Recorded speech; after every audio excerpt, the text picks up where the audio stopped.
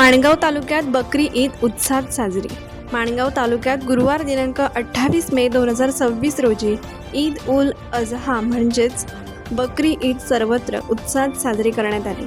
बकरी ईदची सामुदायिक नमाज अदा केल्यावर मुस्लिम बांधवांनी एकमेकांना गळाभेट आलिंगन देत बकरी ईदच्या शुभेच्छा दिल्या। तसेच हिंदू बांधवांनीही मुस्लिम बांधवांची घरोघरी भेट घेऊन तसेच दूरध्वनीवरून बकरी ईदच्या शुभेच्छा दिल्या। या बकरी ईद निमित्त तालुक्यात सर्वत्र चोख पोलीस बंदोबस्त ठेवण्यात आला होता। माणगाव तालुक्यातील जुने माणगाव मस्जिद मोहल्ला, बाजारटेप मोहल्ला, नाणोरे, लोणशी, मोरबा, निजामपूर, दहिवली कोंड, तारणा, वडवली, साई, मांजरवणे, गोरेगाव, टेंपाले, लाखपाले, वणी, पुरार, हारकोळ आदी मुस्लिम वस्ती मोठी असलेल्या या सर्व गावांतून बकरी ईद उत्साहात साजरी करण्यात आली। जुने माणगाव मस्जिद मोहल्ला येथील जामा मशिदीत हजारो मुस्लिम बांधवांनी गुरुवारी सकाळी बकरी ईदची सामुदायिक नमाज अदा केली।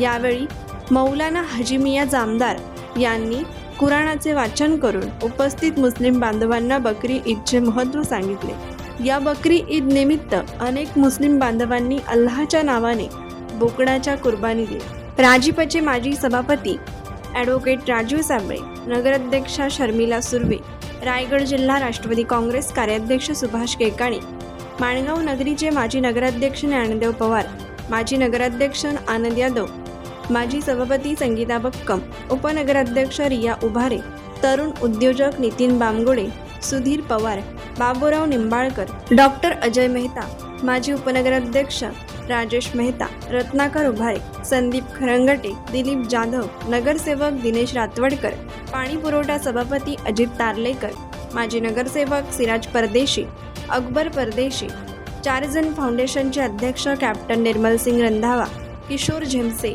राकेश पडवळ, उद्योजक अरुण क्षीरसागर, शंकर शिंदे गुरुजी, सामाजिक कार्यकर्ते संजय अण्णा साबळे, रवींद्र भिकू मोरे, निलेश थोरे, नितीन दसवते, प्रसाद धारिया, भालचंद्र खाडे, प्रवीण बागवे, ज्येष्ठ पत्रकार अरुण पवार, राकेश जाधव, एकता ग्रामीण क्रिकेट असोसिएशन माणगाव संस्थापक राहुल दसवते, सचिन गोरेगावकर, मंगेश पाटील, रामदास पवार, नयन दसवते, माणगाव पतसंस्थेचे व्यवस्थापक पुंडलिक गायकवाड यांच्यासह नगरसेवक नगरसेविका, विविध क्षेत्रातील मान्यवर मंडळी, कार्यकर्ते यांनी नमाज झाल्यावर मशीद ठिकाणी व घरोघरी जाऊन मुस्लिम बांधवांची भेट घेऊन त्यांना ईदच्या शुभेच्छा दिल्या।